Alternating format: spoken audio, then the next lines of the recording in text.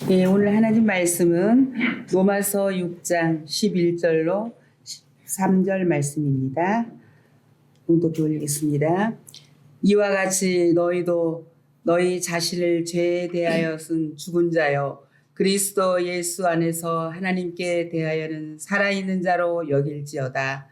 그러므로 너희는 죄가 너희 죽은 몸을 지배하지 못하게 하여 몸의 사욕에 순종하지 말고 또한 너희 지체를 불의의 무기로 죄에게 내주지 말고 오직 너희 자신을 죽은 자 가운데서 다시 살아난 자 같이 하나님께 드리며 너희 지체를 의의 무기로 하나님께 드리라.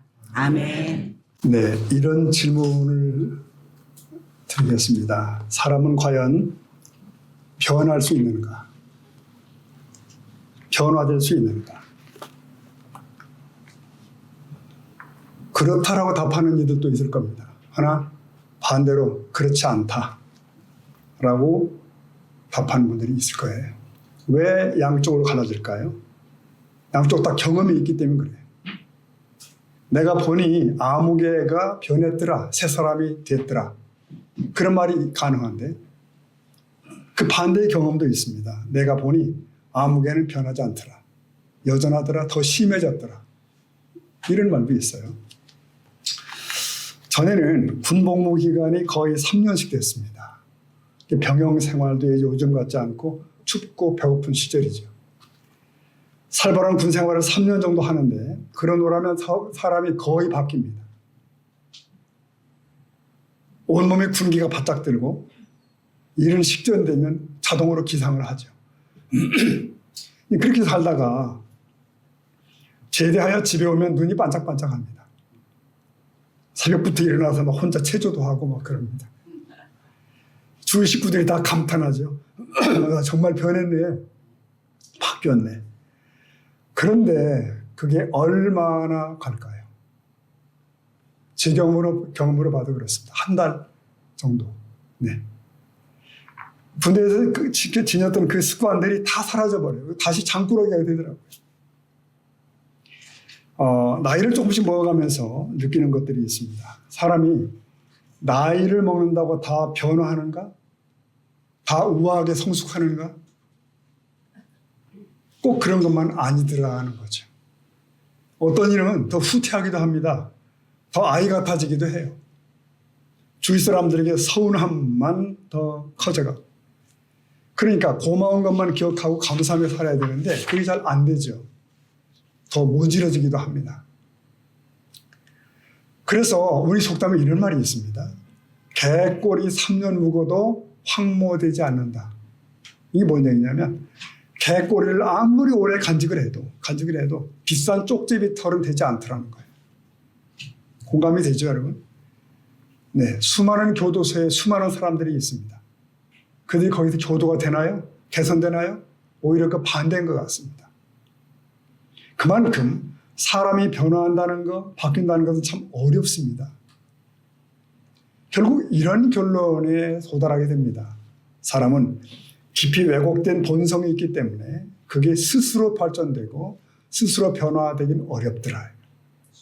전도서 말씀에도 있잖아요. 해 아래 새 것이 없나니. 세상에 있는 모든 만물 중에 새로운 것은 없다는 얘기예요. 그러니 어찌 사람인들 스스로 새 것이 될 수 있을까? 모두가 죄성을 지닌 인간에 불과해요. 그래서 사람의 변화는 아예 불가능한 듯합니다. 자, 그렇다면 이런 고백은 어떻게 나올 수 있나요? 고린도후서 5장 17절 말씀 보면 그런즉 누구든지 그리스도 안에 있으면 새로운 피조물이라. 그 다음 볼까요?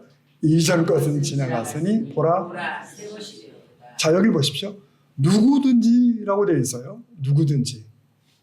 누구든지 그리스도 안에 있으면 새로운 창조물이랍니다. 과거는 지나갔고 새로운 존재가 되었다는 거예요. 근데 여기에 조건이 붙어 있죠. 절대 조건. 그리스도 안에 있으면. 그리스도 안에 있음. 그리스도 안에 있다는 게 뭐죠? 예수님께서는 포도나무와 가지로 이걸 비유하셨습니다. 나무에 가지가 붙어 있는 것 같음을 그렇게 얘기하는 거예요. 그리스도 안에 있다는 말은 예수 그리스도와의 밀착 관계 속으로 들어간다는 그런 뜻이고요. 즉 예수를 주로 믿게 되었다. 믿는다는 말입니다. 그러면 예수 안에서 새 창조가 일어난다는 것이죠. 그가 어떤 사람이든 예수 안에 있기에 새로운 존재가 된다는 그런 말씀이에요. 여러분, 이것이 성경이 알려주는 복음입니다. 어느 누구라도 예수의 죽으심을 자신의 죽음으로 받아들이고 그와 영적인 연합을 이루면 새로운 피조물이 된다는 말씀이에요. 사람이 그리스도와 영적 교제를 갖게 되었을 때 그에게는 내적 새 창조가 일어나는 것입니다. 그러니까 새로운 존재가 된다는 것이죠. 비록 느낌은 없어도 영적 세계에서 그런 격변이 일어나는 것입니다. 그러므로 그리스도인인 우리에게는 변화의 뭐가 있어요? 자격이 있는 거예요. 그 변화가 이미 시작이 된 거고요. 그래서 바울은 성도들을 향해서 이전 것은 지나갔으니 새 것이 되었도다 라고 말하는 거죠. 이제 그러한 고백이 이 시간 우리 모두의 분명한 고백이 될 수 있기를 축복합니다.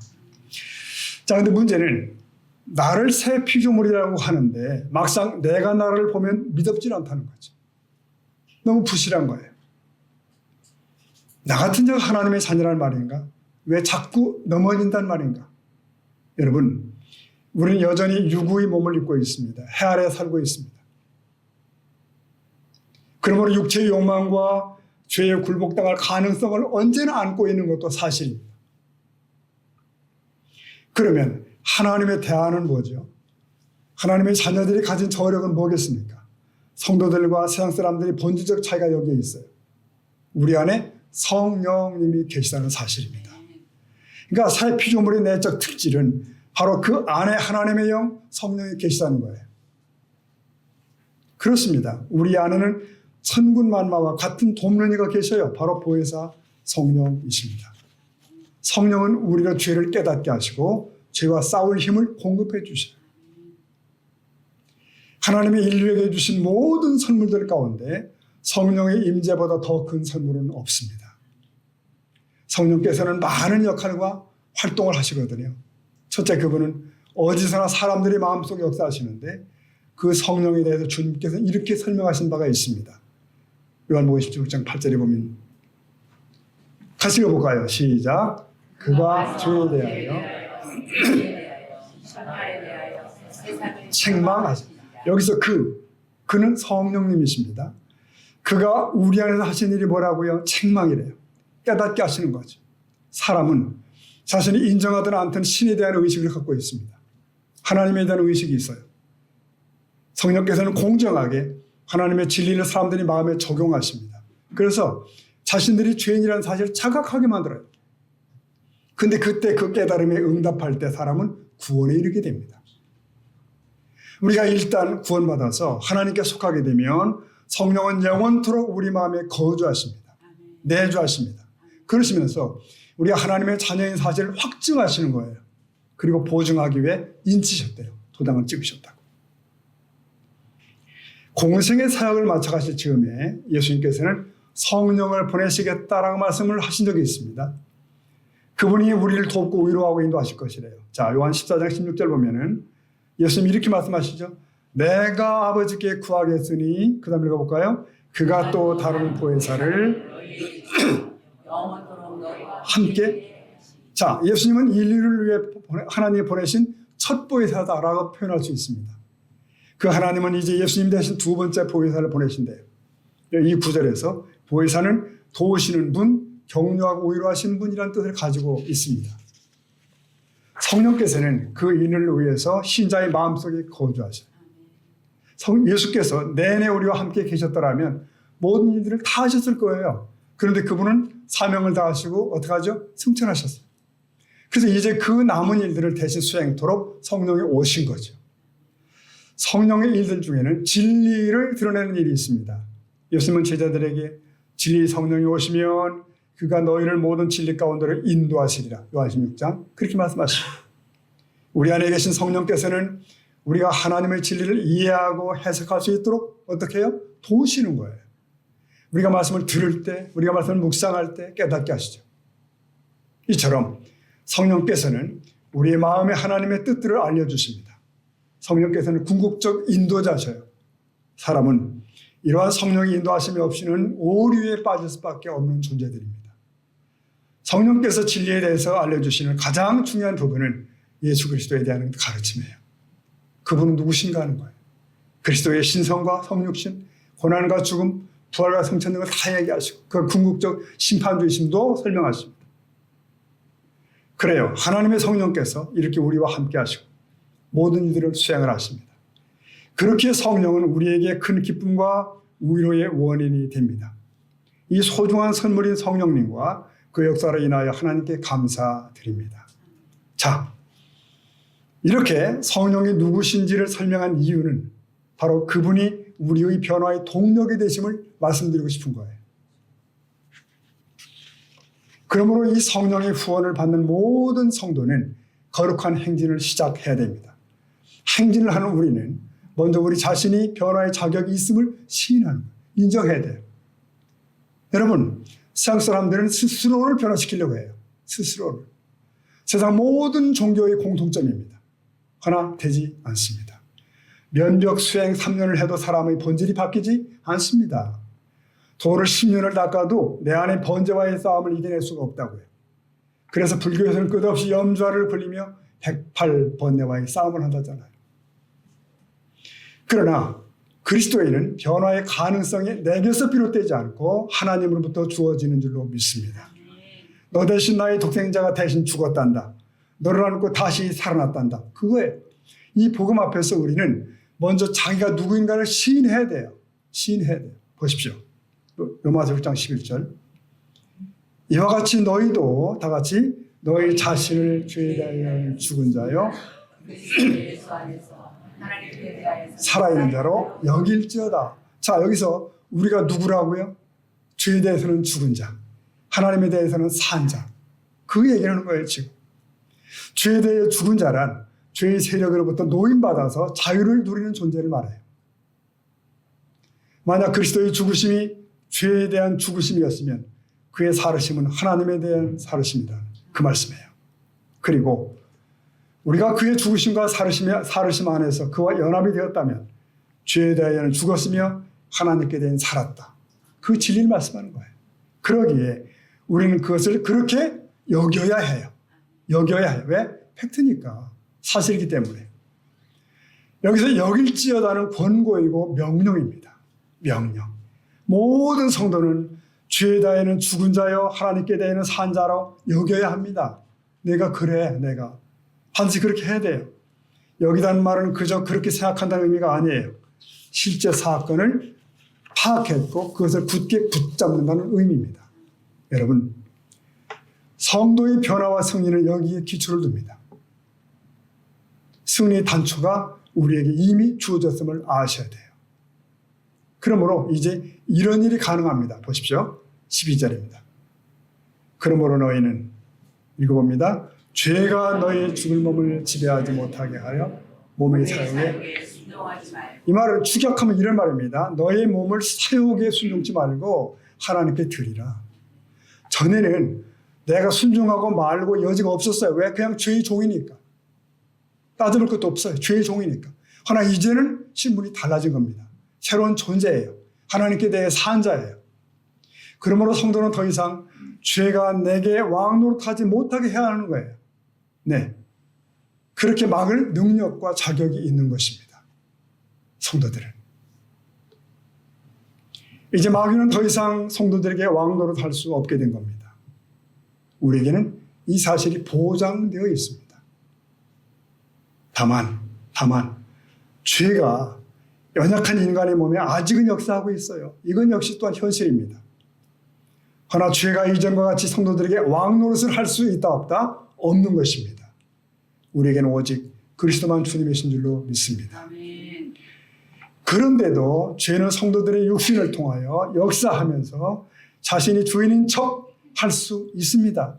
여기 속으면 안 되는 거예요. 네, 여기 속으면 안 됩니다. 명심해야 됩니다. 성도는 의인이요 거룩한 자라는 신분증을 가지고 있습니다. 하나, 육신을 지닌 현재는 아직 죄와 투쟁하는 현실 속에 있다는 것도 기억하셔야 돼요. 그러므로 성도는 이 땅에서 하나님을 바라보며 살아가면서 타락한 세상과 계속 부딪히게 되는 거예요. 충돌합니다. 그러기에 사도 바울은 당부합니다. 더 이상 죄의 유혹에 빠지기를 거부하라. 거부하라. 하나님의 자녀된 신분에 부끄럽지 않게 살도록 애쓰라. 노력해라. 여러분 그렇습니다. 그럴 힘이 우리에게 주어져 있기 때문입니다. 사랑하는 성도 여러분, 우리가 성도라면 당연히 죄와 투쟁할 신분이 구비되어 있어요. 고로 이제 싸워야 돼요. 비록 죄에게 질 때가 있을지라도 성도는 죄에 대한 최종 승리를 보장받은 신분인 줄로 믿습니다. 염려할 필요는 없습니다. 일찍이 사단은 예수님께도 시험했잖아요. 내게 엎드려 경배하라. 하나 주께서는 사단의 유혹을 이기시고 꾸짖었죠. 이처럼 성도는 마귀를 꾸짖고 죄의 유혹을 단호하게 거부해야 되는 것입니다. 왜요? 이길 수 있습니다. 이기는 것입니다. 그러면 우리는 어떻게 싸울 수 있나? 좀 더 구체적인 내용을 보도록 하겠습니다. 이어지는 13절입니다.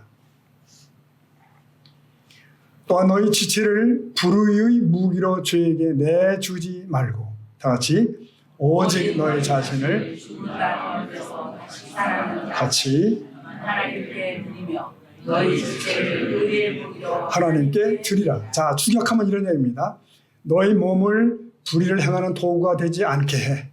그 얘기입니다. 네, 성도라 할지라도 자기 몸의 지체를 제어하지 않으면 그 몸은 불의의 도구가 될 수 있습니다. 마치 유익한 칼이 악한 일에 쓰이기도 하는 것처럼. 그럼 어떻게 해야 되죠? 여기 말씀 보니까 오직 너희 자신을 하나님께 드리라. 나의 몸을 주께 드릴 수 있는 것은 나 자신밖에 없습니다. 이해되시죠? 나밖에 없습니다. 나의 의지입니다. 나의 주 나의 하나님을 고백할 수 있는 건 나밖에 없습니다. 사랑하는 성도 여러분, 우리는 새 생명을 소유한 신분입니다. 지체를 하나님께 드리는 것이 마땅합니다. 성도의 몸은 그리스도의 지체이기 때문이에요. 또 성도의 몸은 성령이 거하시는 전입니다. 값으로 산 것이 되었기 때문이에요. 그래서 바울은 성도의 삶을 군사에 비유하기를 즐겨해요. 군사. 자신의 몸을 죄를 위해서가 아니라 의의 병기로 하나님께 드리라. 그렇습니다, 여러분. 성도의 일생은 거룩한 전쟁이에요. 거룩한 변화를 위한 전진인 줄로 믿습니다. 자, 그러면 한번 생각해 보시죠. 여러분은 예수를 처음 믿을 때보다 지금 어떻습니까? 뭐가 어떻게 달라졌을까요? 변했다면 뭐가 달라진 것이죠? 우리가 진지하게 생각해 볼 필요가 있습니다. 교회를 안 다니다가 이제 다니고 있어. 일요일이면 나는 교회를 가. 여러분, 그것은 사실 변화라고 얘기하기는 그렇습니다. 겉모양이 변한 거니까요. 성경은 우리의 영적 일생이 있다고 얘기합니다. 출생이 있고 성장이 있고 성숙이 있어요. 아이가 어린아이로 있지 않고 자라가야 된다는 뜻이죠. 근데 그런 변화가 있느냐는 거예요. 그 변화가 있냐는 거예요. 우리가 피상적인 신앙생활을 하다 보면 우리의 신앙에 진지함이 없이 그저 단순하게 종교 생활을 할 수 있습니다. 그렇게 끝나버릴 수 있어요. 성경에서 말하는 변화는 근본적인 변화를 말합니다. 새 피조물을 담고 새로운 존재다운 그런 변화. 그거. 비록 완전치는 못해도 나는 내가 누구인지를 알며 나의 목적지가 어딘지를 알고 있는 그것. 비록 더디더라도 나는 그리스도 안에서 변화될 수 있어, 변화되고 있어라는 확신을 가지고 있는 그것. 자, 사도 바울이 제시하는 변화를 한번 보겠습니다. 로마 12장 2절 보면 바울은 성도들에게 이렇게 권고하죠. 너희는 이 세대를 본받지 말고 다 같이 오직 마음을 새롭게 함으로 하나님이 선하시고 기뻐하시고 원하시는 뜻이 무엇인지 분별하도록 하라. 네. 먼저 너희는 이 세대를 본받지 말래요. 이 세대에 동화되지 말라. 이 세대에 내가 동화되어 버리면 이 세상을 변화시킬 재간이 없어요. 내가 예수 믿고 변화되어져야 된다. 그래야 내 가족을 변화시킬 수 있다. 내가 변화되어야 된다. 여러분 세상 속에 들어가 세상을 변혁시키는 사람이 그럴 때 될 수가 있습니다. 예수를 믿고 10년이 지나고 20년이 지났는데 배우자가 말하는 겁니다. 당신은 안 변했어. 당신 나하고 다른 게 없어. 이러면 나는 아직 안 변한 겁니다. 직장에 갔는데 곁에 동료가 얘기하는 거예요. 너나 나나 똑같다. 이러면 나는 안 변한 겁니다. 나의 언어와 처신, 삶을 보고 주위 사람들이 조금은 궁금해져야 돼요. 당신의 삶은 우리와 좀 다르네. 왜 다르지? 그 이유가 뭐야? 알고 싶네? 이런 질문이 있어야 된다는 뜻이죠. 그리고 이 세대를 본받지 말라고 합니다. 우리가 주 안에서 변화를 받지 않으면 이 세대를 저절로 본받게 돼요. 우리 영향을 주든지 받든지 하는 거예요. 우리가 바라봐야 될 것은 주님인데 이 세상을 닮아버리는 거죠. 안 됩니다. 그 다음 뭐라고 하셨어요? 오직 마음을 새롭게 하라. 마음이 새롭게 돼야 된다는 거죠. 그냥 한두 번 결심했다거나 반성했다 그 정도가 아니라 마음이 달라져야 된다. 속사람이 변화돼야 된다. 그걸 에베소 4장에서는 이렇게 말씀합니다. 4장 22절입니다. 읽어볼까요? 시작. 너희는 벗어버리는데 옛사람을 어떻게 해요? 벗어버리래요. 옛사람의 특징은 구습을 따르는 거고요. 구습은 옛 습관이죠. 옛날의 습관이죠. 그게 뭐죠? 유혹의 욕심을 따라 살아가는 삶이에요. 제 유혹에 따라 그냥 그렇게 살아가는 삶이에요. 그러다 보니까 기도하며 가슴을 쳐봤는데 변화되지 못하고 옛날 상태로 그대로 돌아가는 거예요. 그러다가 사람은 안 변한가 봐. 이대로 살다 가는 거지 뭐라고 스스로 체험해버리는 거예요. 여러분, 구원받은 사람은 새로운 마음으로 새 삶을 살도록 초대받았음을 기억하셔야 됩니다. 물론 이게 하루아침에 이루어지는 건 아니겠죠. 변화는 쉽게 완성되는 건 아닙니다. 그러면 우선 내게 필요한 게 뭐죠? 변화는 가능하다는 거 확신이에요. 주 안에 있기 때문에. 내 안에 성령이 계시고 내 안에 말씀이 들어가고 성령이 역사하시면 바뀌어가는 겁니다. 계속하여. 처음엔 변화가 어렵지만 계속 변화를 추구하다 보면 어떤 일이 일어나는가 이전의 습관과 이전의 삶의 모습들이 조금씩 이제는 어색해지기 시작합니다. 옛날에 그 옷을 입었을 때는 굉장히 편했는데 그런데 이제는 점점 변화되면서 그 옷은 내게 더 이상 안 맞아. 어색해. 왜냐하면 새로운 습관이 들어온 것이에요.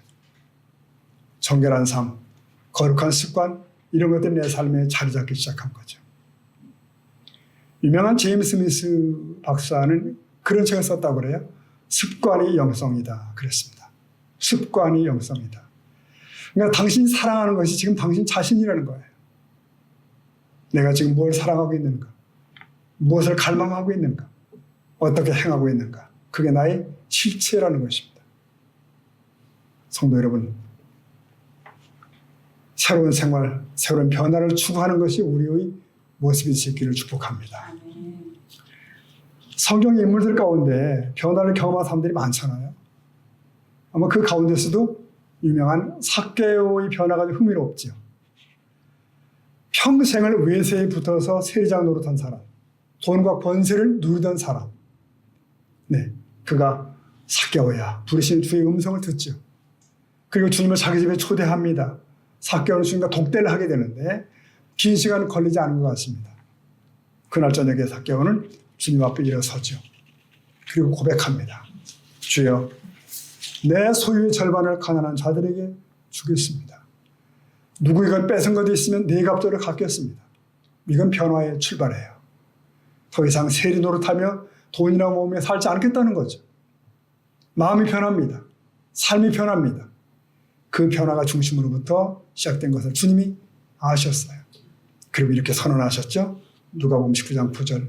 이르시되 다 같이 오늘 구원이 이 사람도 이게 삭개오에 대한 예수님의 선포잖아요. 구원이 오늘 이 집에 일어났다.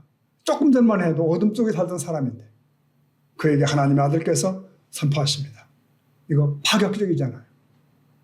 여러분, 구원은 장차 미래에만 되는 것이 아닙니다. 지금 여기서 거룩한 결단으로 시작되고 있는 줄로 믿습니다. 이 사람도 아브라함의 자손이라.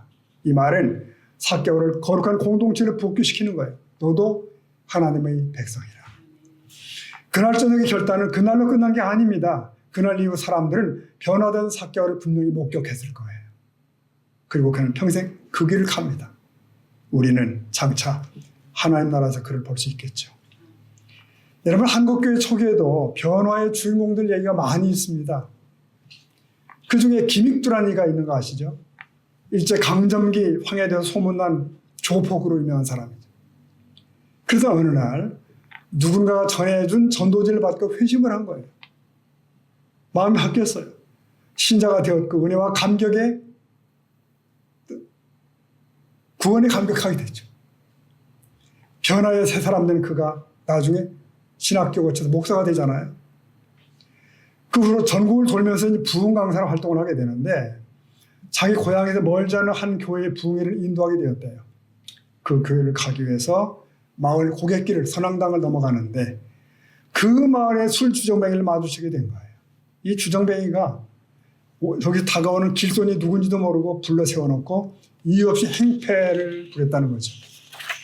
나중에 이 김익두 목사님이 그 주정뱅이에게 형님 다 때리셨어? 이 주정뱅이가 그제서 정신을 차리고 깜짝 놀랐다는 거 아니에요?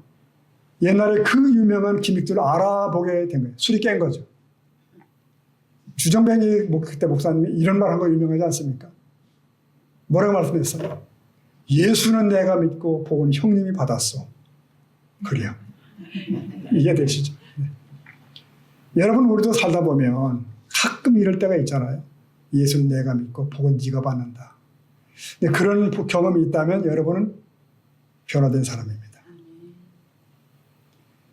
예수 믿는 참 예수쟁이들은 이런 삶을 사실 사는 사람들이에요. 변화. 그런데 성경의 인물들이 다 그렇게 급작스럽게 변화된 건 아니에요.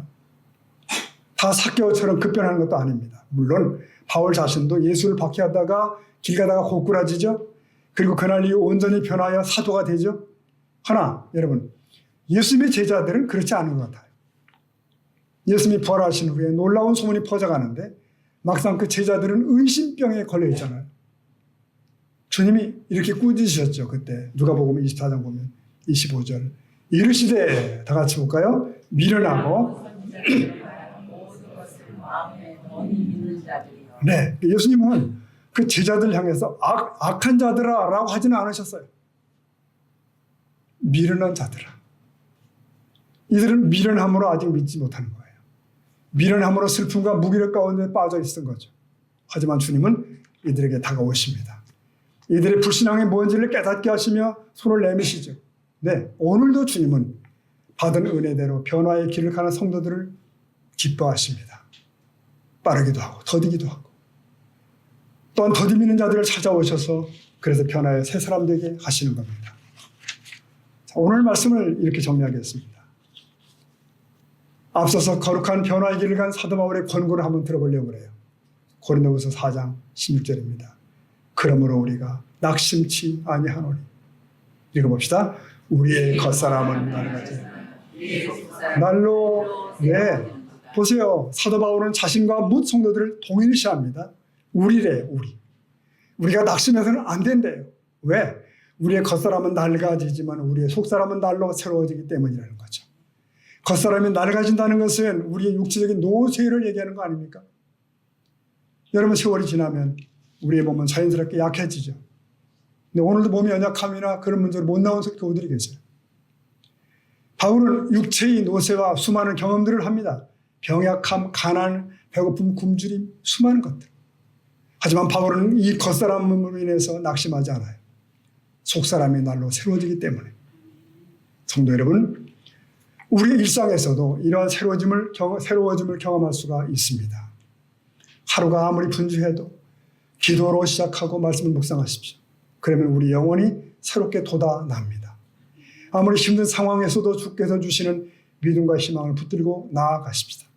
네, 그러면 우리는 날마다 새로워짐을 더하게 될 수 있을 줄로 믿습니다. 성도 여러분, 구원은 정체가 아니라 변화예요. 그날의 주님 앞에 설 때까지 나아가야 되는 것입니다. 예수님의 아름다운 형상을 이룰 때까지 전진하는 여러분, 저와 여러분 되시기를 예수님 이름으로 축복합니다. 아멘. 기도하시겠습니다.